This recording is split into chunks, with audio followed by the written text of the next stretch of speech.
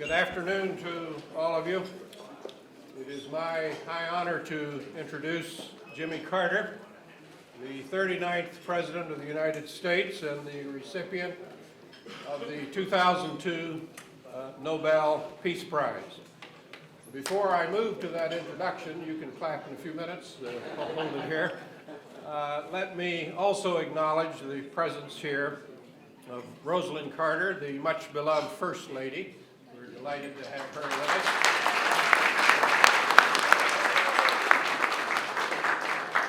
She has been a critical force at the Carter Center. Let me also welcome former Vice President Walter Mondale and his wife, Jo.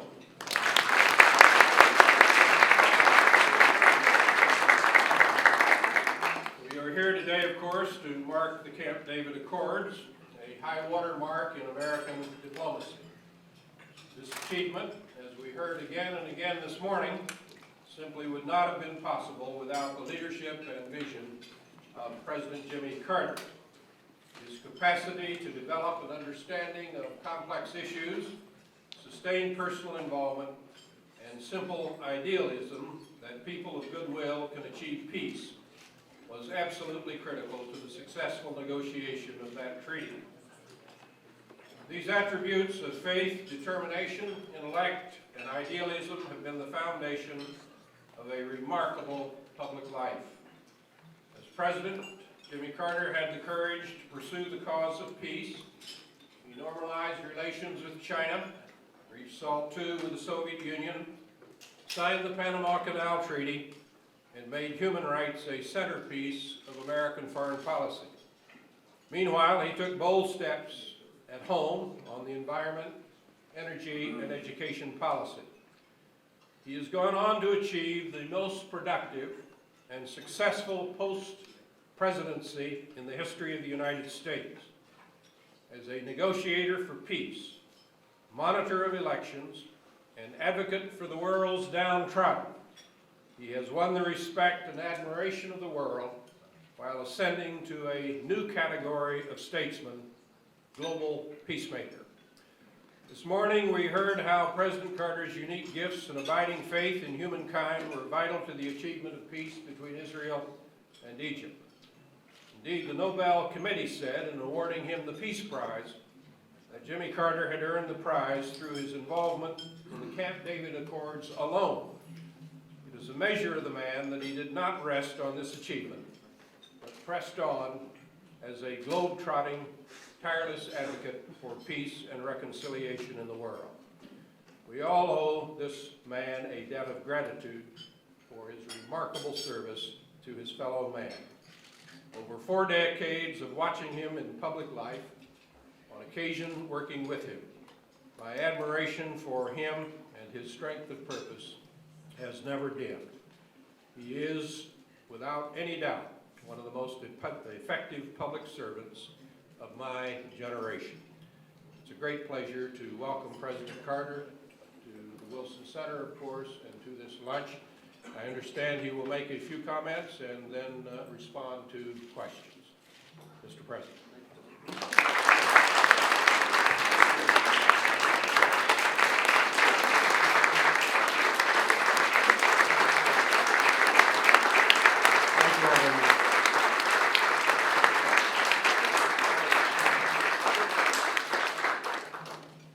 First of all, I want to express my personal thanks to Lee Hamilton for his kind remarks and for being our host today. This is a historic and wonderful place for us to assemble. I just came back a few days ago from Japan and China.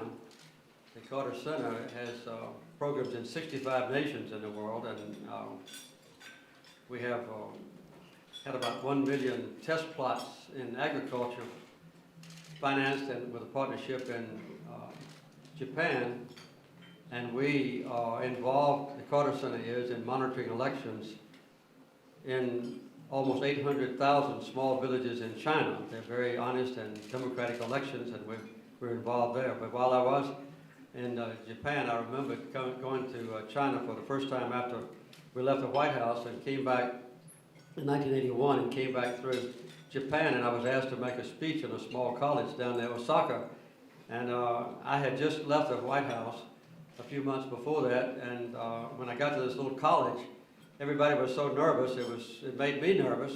So I got up to make a speech, and I thought I would put the Japanese at ease, the students and the professors and their parents, and by telling a joke. And it takes so long to translate English into Japanese that I didn't choose my funniest joke, I just chose my shortest joke. So I told my joke, and then the interpreter gave it, and the audience collapsed and laughed. It was the best response I've ever had to a joke in my life. I couldn't wait for my speech to get over, to go to the green room and ask the interpreter, how did you tell my joke? And he was very evasive. But I persisted, and finally he ducked his head. He said, I told the audience, President Carter told a funny story. Everyone must laugh. So, you see, there are some advantages in having been president. That's one of the advantages in my life. And today, I'm not sure I have an advantage in trying to summarize what we've done this morning. I had some notes made out originally, but almost everything that I wanted to say has already been said. I thought I would, though, just take a few moments to encapsulate what has been done involving the Middle East, at least during my time in public life. I remember with great memory the earliest possible stages of my involvement in the Middle East. I took a trip over there with Jody Powell and Rosen in 1972 when I was governor. And we had a chance to travel around Israel and to try to understand the problems there. We spent about half the time looking at biblical places and half the time learning about what was going on between Israel and her neighbors after the wars that attacked the existence of that nation. And I formed an alliance there that came to the forefront when I was president. Even before I was inaugurated as president, after election, I had decided that I would make every possible effort to get away from a step-by-step process, which was very effective in the past in some cases, and try to deal with the entire gamut of Mideast problems. And so that was really what precipitated my meeting the first few months of my administration with all the leaders in the Middle East. All of them came to the United States except Assad. He refused to come to the United States throughout his entire life. And so I did go to Switzerland, to Geneva, to meet with him. But that started a process, at least in my own administration, for the Camp David effort. I think looking back on all of the issues or events that took place, including the Camp David Accords, there is a continuity that is both discouraging and also offers some modicum of hope. United Nations Resolution 242 was passed unanimously, including a positive vote by the United States and Israel at the conclusion of the 1967 war. Its basic premises call for withdrawal of Israel from the occupied territories, and it calls for the acknowledgement of Israel's existence, its right to exist in peace, by all the nations of the world.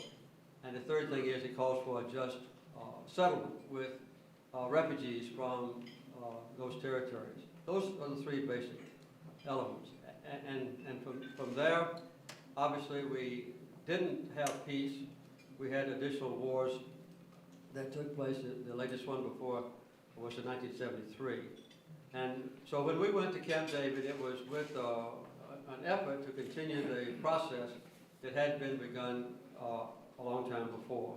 I'm not going to try to repeat what we have talked about this morning, but I would like just to outline a few things, because in reading my voluminous notes that I took at the time, it's obvious that some issues were in the forefront. First of all was Arab recognition of Israel's right to exist in peace. Secondly was Israel's withdrawal from the occupied territories, with exceptions that had to be negotiated for Israel's security. A contiguous Palestinian state was assumed with, to use Prime Minister Begin's phrase, full autonomy for the Palestinians, or to use his more precise phrase, Palestinian Arabs. because he maintained to me that Israelis were also Palestinians. And an undivided Jerusalem. As a matter of fact, while we were at Camp David, we negotiated a paragraph that for a number of days was completely acceptable both to Begin and Sadat. But toward the end of the session, the last few hours, both of them urged me to delete that paragraph from the final document because it was so sensitive on both sides, and they thought they had enough sensitive stuff in it to begin with. And the other issue that has been persistent throughout all these years has been the United States playing a very strong role. I personally used what was called a single document, and I have been involved in a lot of negotiations since then, and I've always used a single document in getting my superb assistants, who were all on the program this morning, to ultimately prepare a proposal that was presented precisely, word by word, to the Israelis on the one side, primarily to Prime Minister Begin, and to Sadat and the Egyptians on the other side. We didn't have one document for one and one for the other. And so this was a very long and torturous effort to get everybody to agree on exactly the same document.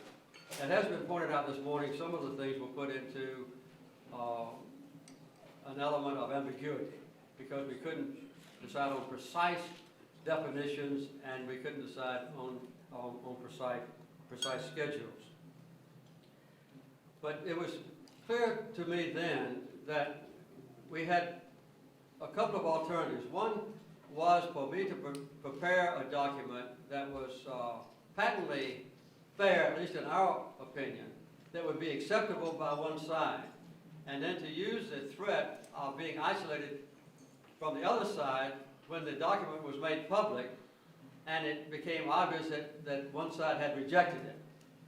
I'll give you a quick example that may not necessarily be the only one involved, and that was that if everything else had been accepted that we had in the entire Camp David Accords, including full diplomatic recognition for Israel, the right to traverse the Suez Canal, all of those elements, and the only thing remained was Israel's insistence on maintaining a few Israeli settlements in the Sinai, and that was the only thing, then Israel would have been in a very difficult position to put their whole premise on that point. Because in my opinion, the Israeli people would have been disappointed had the entire process been aborted because of a few settlements.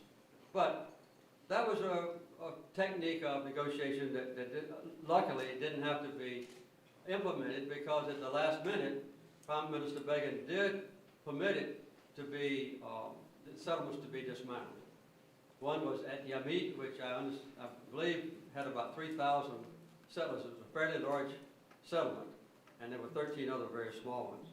What Sadat wanted was very clear. He wanted good relationships with the United States, which Begin also wanted. He wanted his sovereign territory returned. That was something on which he would not deviate at all. He wanted peace with Israel for many reasons, so that he could deal with other challenges to his own regime. There were some very important and serious challenges, for instance, from Libya against Egypt at that time. And Sadat wanted to be looked upon at the end of the whole discussion as making a strong attempt to protect the rights of the Palestinians. Begin, as I said, wanted good relations with the United States, and he wanted Israel to be accepted in the world community by the major Arab nation that had been a threat militarily and politically to Israel above all others. And the fact that Sadat was finally willing during the Camp David Accords to give full diplomatic relations with Israel and other things was important to him. He wanted peace, and he wanted to demilitarize Sinai if he gave up control of it. So the worst disagreement that we had at the end of the Camp David Accords, as we've discussed quite thoroughly this morning, was concerning the Israeli settlements. Whether Israel will continue to build the settlements in the West Bank and Gaza, or whether they would be frozen during the time that we were negotiating to conclude all of the elements of autonomy for the Palestinians. think that's an honest, I misunderstood what Prime Minister Begin said. I have no reflection on his integrity or his honesty. A couple of days ago, I got the roadmap text that has been prepared under the leadership of President George W. Bush. And I read it very carefully, and it was very surprising. Well, I wouldn't say surprising to me. It was very interesting to me how almost completely compatible it is with what was done at Camp David and what was confirmed later on in the Oslo negotiations performed by the Norwegians in 1993, almost exactly 10 years ago. And I quoted one paragraph from it, and this is a key paragraph. This was issued on the 30th of April this year. A settlement will result in an independent, democratic, and viable Palestinian state living side by side in peace and security with Israel and its neighbors. The settlement will resolve the Israel-Palestinian conflict and end the occupation that began in 1967. Based on the foundations of the Madrid Conference, the principle of land for peace, United Nations Resolutions 242, 338, and 1397, agreements previously reached by the parties, and it went on to say the initiative of Saudi Crown Prince Abdullah, endorsed by the Beirut Arab League Summit, calling for acceptance of Israel as a neighbor living in peace and security in the context of a comprehensive settlement. This initiative, it concludes by saying, is a vital element of international efforts to promote a comprehensive peace on all tracks, including the Syrian-Israeli and the Lebanese-Israeli tracks. You can see that this description of what the so-called roadmap now encompasses is almost identical to the basic premises of the Camp David Accords combined with the Oslo Agreement. Unfortunately, at this time, the most difficult decisions in the roadmap for peace, which is what we're talking about now and we'll be talking about this afternoon, were avoided or postponed to some uncertain time. And I say that not in criticism, because there were some elements of the Camp David Accords that we delayed to be implemented within 3 years or 5 years. So, but some of the most difficult decisions were delayed. Its key early provisions, however, a good number of them have been rejected by the Israeli cabinet. There are 14 caveats that have been promulgated by the present Israeli cabinet that subvert some of the major portions of the roadmap for peace. Terrorist attacks, as you know, have been launched and continue to be launched by Hamas and other violent Palestinians. There are 4 partners in the roadmap for peace, hopefully combining enough international strength to implement and to convince doubtful parties. But the European Union, Great Britain, and Russia have basically been put aside, and the United States plays the same role that we did 25 years ago as almost a unilateral one. And the entire effort now seems to be languishing. Again, let me point out that I'm not saying that in a critical way, because I understand, having been president, that President Bush and his administration are deeply involved with other issues of international importance affecting the security of the United States. One is obviously the Iraqi war. The other one is in Afghanistan. Another one is the challenge of nuclear capabilities from Iran. Some statements that have come out in the last few hours concerning Syria and North Korea. I need not go down anymore. There's enough there to show that it would be impossible now, even if he wanted to, for President Bush to go off in isolation for 13 days to try to deal exclusively with the Mideast peace process.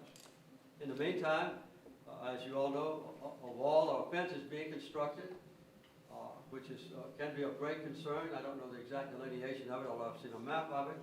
It follows in some ways the 1967 border of the so-called Green Line. In other places, it is departing from the the 1967 line and is encroaching substantially on Palestinian land on the occupied territories. Well, I've outlined very briefly a parallel series of challenges and problems that have been disturbingly persistent for the last half century. And I and many others have attempted to resolve these issues. And well-meaning and courageous and deeply committed leaders of the opposing parties have participated as well. Do we face a hopeless prospect for peace? No, I don't think so. Because I think there is a tremendous focusing of global attention and deep concern on this existing remaining problem. Let me point out that United Nations Resolution 242, the Camp David Accords in 1978, the Oslo Agreement in 1993, and the Roadmap for Peace in this current year all agree that peace will come to the Mideast only if two things happen. One is that Israel refrains from retaining in the occupied Palestinian territories of the West Bank and Gaza the multiple settlements that have to be defended militarily and connected with a web of relatively uncrossable highways. That's important and extremely difficult. The other one is that the Palestinian National Authority and all Arab nations must acknowledge the sovereignty and the territorial integrity of Israel. And its right to live in peace, and must exert their combined effort to control and to prevent any further acts of terrorism or violence by any Palestinian group against the people in Israel. Those are the two basic issues that must be addressed. There are others with which I'm very familiar. One is Jerusalem, and the other is the right of return. The right of return is required to be resolved fairly in United Nations Resolution 242, and also, as you notice, in the current Roadmap for Peace. But I think, in my own opinion, that can be handled. I think a tiny number of Palestinians could ever hope to return to Israel proper. And the number that would come back even to the West Bank and Gaza would be limited. There is something of an escape valve there, and that is the generally accepted principle that Palestinians who can put forward a legitimate claim for the right to return can be financially compensated for property they've lost, not as determined by Israel or the Palestinians in another altercation, but through maybe the International Claims Court. When I resolved the problem with Iran during the last few hours of my administration, we had confiscated $12 billion in Iranian assets.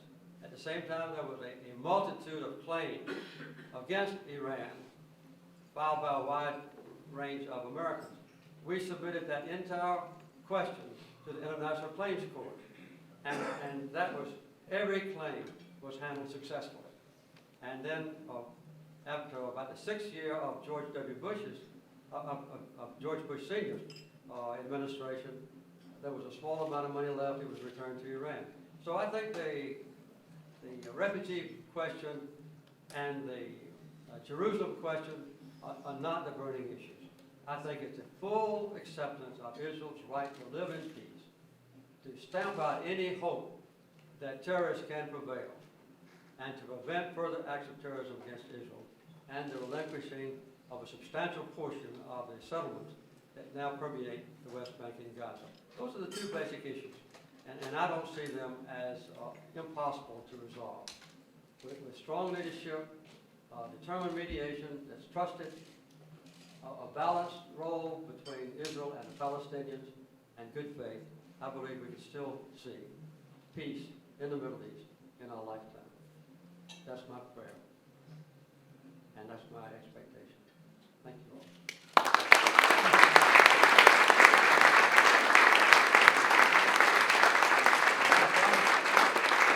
I promised earlier that I would take a question or two or comments. I noticed Eddie making some notes. He's welcome to have the, I don't know if we have a microphone or not. If not, just speak up. It'll be informal, won't be here long. Any questions, comments? Okay. From the audience first, if not from the news media. Okay, right here. Tell me who you are.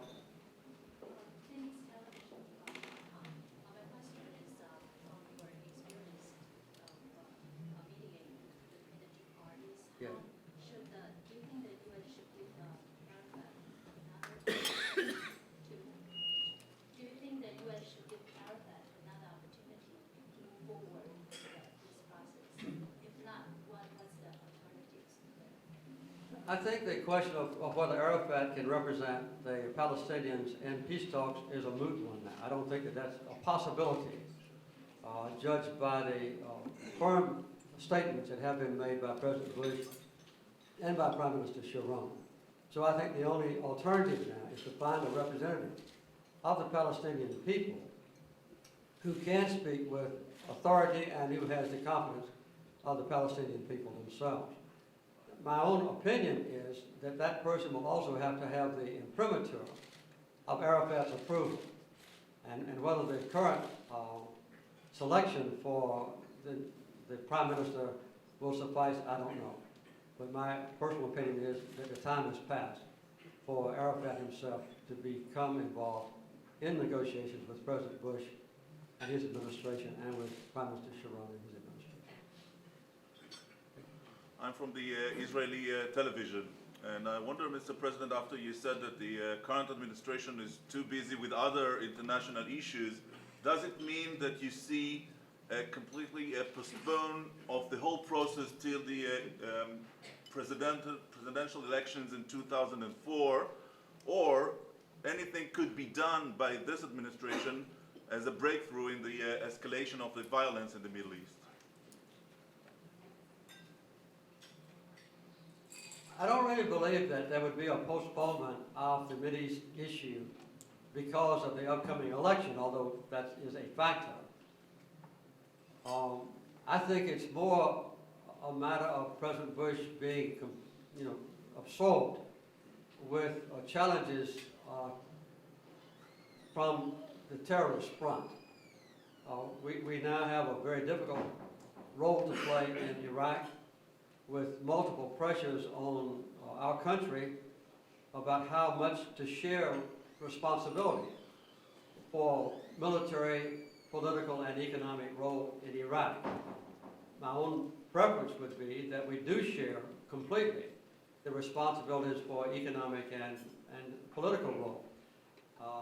I would like for us to welcome in other countries to participate militarily as well, but I don't think that America should give up the military leadership in Iraq under any circumstance.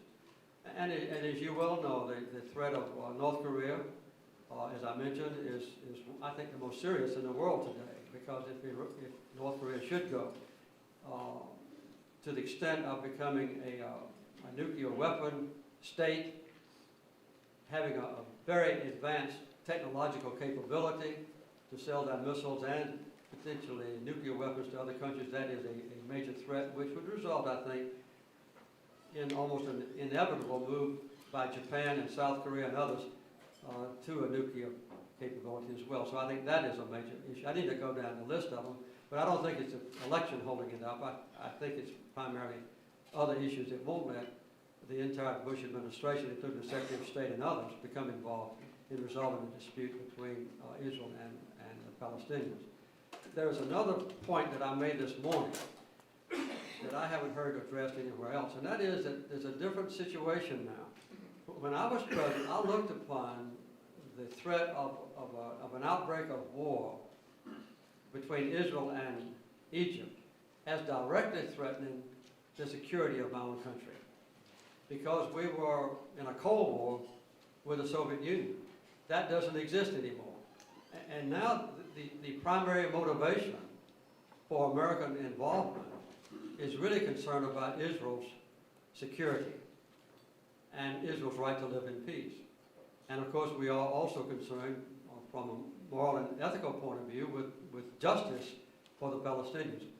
But I think that the Mideast situation now, unfortunately, is one that can very well be postponed or relegated to a secondary level of priority in the President's full agenda.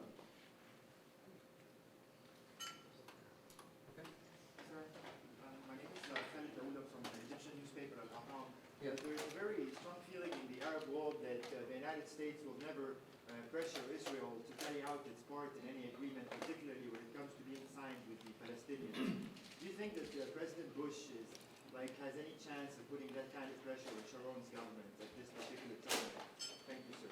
I think I might let Mr. Rubenstein answer that, or maybe the Israeli But as ambassador who's here. I don't really know. You know, it's not up to me to speak for President Bush. I think in the past, the Israelis have felt that I put too much pressure on them to withdraw from the Sinai region in 25 years ago. As a matter of fact, some of the later leaders of Israel, including prime ministers, have severely chastised me for the peace treaty between Israel and Egypt, saying that I forced Israel to give up too much. But as those who were at Camp David knows, there was no way that I could force Prime Minister Begin to do anything that he didn't want to do. I don't think that Israel responds to pressure. That's my reaction. Israel has so much political support in this country, and Israel is such a proud and sovereign nation themselves that, in my opinion, overt or detectable pressure is counterproductive. I think that in every case, in a successful negotiation, what the mediator must do is put together a set of proposals which, at the conclusion of a negotiation, lets both sides feel that they have gained an advantage. And I think that's what happened in 25 years ago. I don't think there's been any doubt since then, by the overwhelming public opinion and by almost all leaders, that both Israel and Egypt won, that neither side lost in that process. I think that has to be done. But pressure, I don't think will work. Mr. President. All right, yes, I'll get to you. William Zarkman, Johns Hopkins SAIS, and Carter Center ICCR. Yes. Mr. President, you said that the other three partners in behind the roadmap had been sidelined in Yeah. the current event. What kind of role can they play to put some more dynamism in the search for pursuit of the roadmap? Well, I don't know. I was expressing my own opinion. There's no official exclusion of them from the process, but I don't believe that Russia or the United Nations or Great Britain would now take a public role disputing the policies that are being pursued by President Bush. What could they say? They could, if they wanted to, they could speak out publicly if they disagreed. They could make statements of different kinds, but I don't know what they could do. I don't think there's any doubt that by default that the United States plays a preeminent role. The point I was making was that the so-called quartet is really just the United States. Yes. Mr. President, I'm with the Israeli newspaper Haaretz.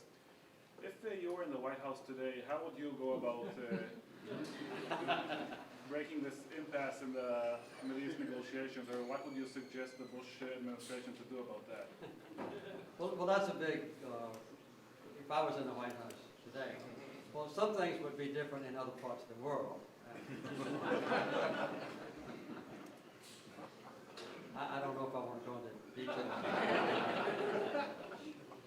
But I have publicly stated that I favored, for instance, direct talks with North Korea, and I did not favor the United States invasion of Iraq absent United Nations approval.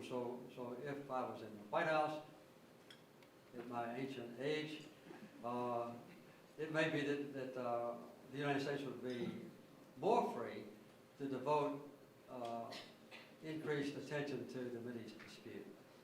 But I just hope that there will come a time in the near future when we will have a strong and trusted spokesperson from the Palestinian side, and when the Israeli government will decide to accept the basic premises of the roadmap for peace, which they haven't done. And then at that point, I believe that the United States will find the leadership to act as a mediator. But for me to say what I would do if I was in the White House now about the Middle East, I can't answer that question. Maybe one more question. Question over there. Where? Hi, President Carter. My name is Guru Raj. I was an intern at the Carter Center over the summer and a student at the University of Virginia. This must be a brilliant young man. As we reflect back on Camp David, what Yes. lessons specifically in conflict resolution can we take to other conflicts in the world, such as those that are occurring now in Sudan and the Congo or Northern Ireland, specifically taking the idea of the credibility of the actors that are being involved, not just in the Palestinian and Israeli situation, but in other contexts as well? Well, as a matter of fact, I've written a book about this called Talking Peace. And my book was written specifically to be used as a textbook in college courses about conflict resolution. The book's been used a lot in law schools when they didn't want to litigate but wanted to negotiate. And I use the Camp David process as one of the many examples. The Carter Center is involved quite often, as you know, in resolving conflicts. But the basic principles are to have a mediator that is looked upon by both sides as being fair and balanced and not oriented in favor of one side at the expense of the other. That's extremely important. I think the second thing that I personally use is a single document which enforces the premise that the mediator is telling both sides the truth. If you look at the same text and you present it to one side and the other, there's no way to conceal, to deal in subterfuge. The next step is that in every small incremental step toward a resolution of differences, whichever side makes a concession has to feel that what they will gain ultimately is greater than the concession they're making now. Another very important element in any negotiation that's difficult is to be able, at the end of a negotiation, and I always insist on this when I'm a mediator, to present my final proposal to the public and let both adversaries, if they agree, fine. If they disagree, let them explain to the public why they disagree. Because almost invariably, with rare exceptions, the people involved in a war or conflict are much more eager for peace and a resolution of the differences and an end to a conflict than their leaders who are at the negotiating table. And I think that was the case in the Mideast when I was involved with the peace treaty. In fact, I made that exact statement to the Knesset when I went over to conclude the peace treaty between Israel and Egypt. The people were overwhelmingly in favor of the principles that we had put forward with outlining the treaty between Israel and Egypt. But we had a difficult time getting the leaders to agree at the end. So I think to involve the public as much as possible, have a balanced mediator, tell the truth to both sides, understand the issues yourself, and realize that both sides at the end have to come out winning. That's in general terms. And I think that those general terms apply to almost every conflict mediation in which I've ever been involved. President, I think one thing that's overlooked, Leon Charney, a friend of the president. That's right. Your Camp David agreement prohibited a greater escalation in the Lebanese war. Article 6 of Camp David, if you recall, in 1882, the other Arab countries did not enter that conflict, basically because Article 6 said it was not an act of war, and so I think you get another coup for that. This afternoon, our forum, with which most of you are familiar, is going to devote itself to looking at the present circumstances and where we might go from here, what lessons we might have learned. I presume they'll be outspoken and disagreeing with me if they feel that I have said something which they do disagree. And we hope that after this session this afternoon, we'll have a little better understanding of what possibilities might be put forward to the general public.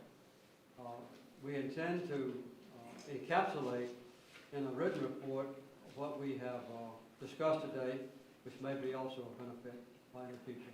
And I would presume that everyone on this panel, who, as you notice, are experts on in at least some phases of the Mideast dispute, would be eager to assist in any way called upon in the future.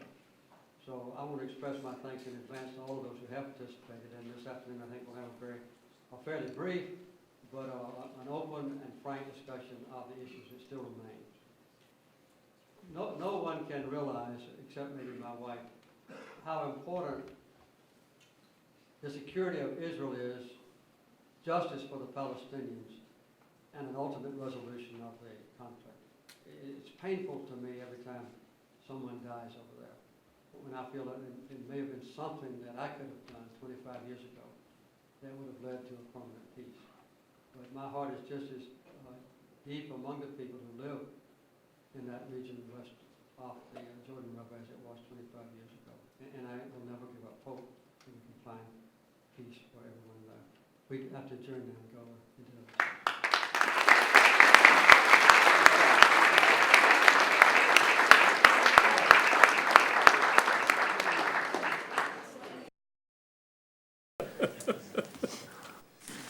All right, I'm going to depart from the schedule. Anyone who needs to